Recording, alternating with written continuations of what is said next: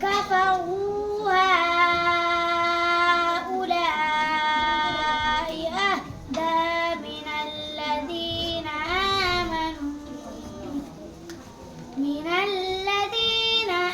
آمنوا سبيلا أولئك الذين لعنهم الله ومن يلعن الله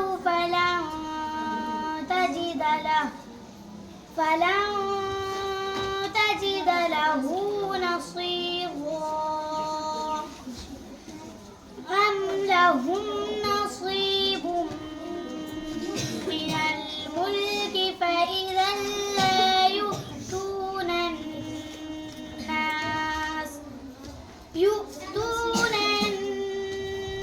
الناس نقيرا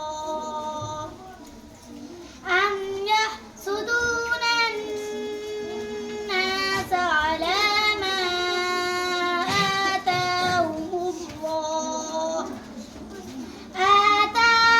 الله من فضله فقد آتينا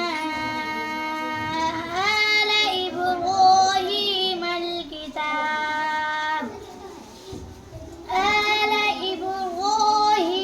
الكتاب والحكمة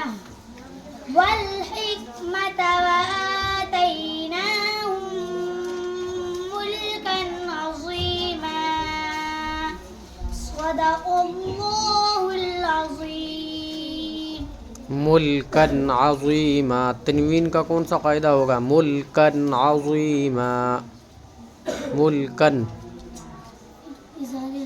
होगा क्यों होगा? इसलिए कि दो ज़बर की तनवीन के बाद इज़हार के 4 हरफों में से आइन आया हुआ है। शाबाश।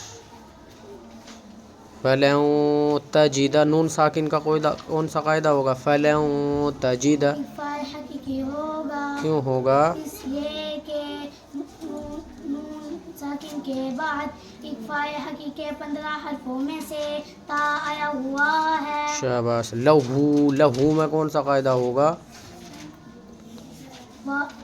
वाव मद्दा होगा,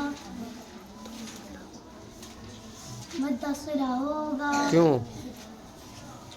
इसलिए कि आगे ऊपर से उल्टा पेश है। कायदे बुला दिए हैं। चलिए।